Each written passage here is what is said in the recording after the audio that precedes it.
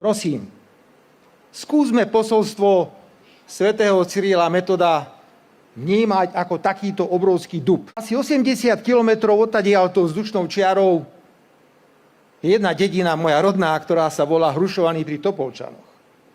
A či veríte alebo neveríte, nad touto dedinou stojí nádherný starý dub.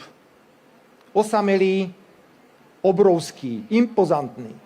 Ako dieťa som tam často chodil, aj som naň vyliezol, pretože mal som krásny výhľad na všetky 4 svetové strany. Už naň neleziem, je pre mňa príliš vysoký.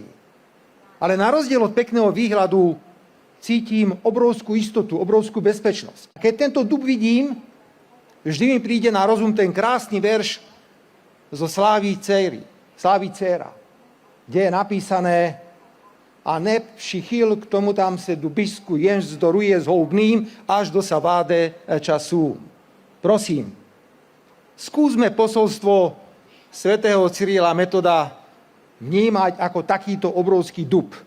Poďme sa o tento dub oprieť. Urobme všetko preto, aby tento dub nebol nikdy skinožený.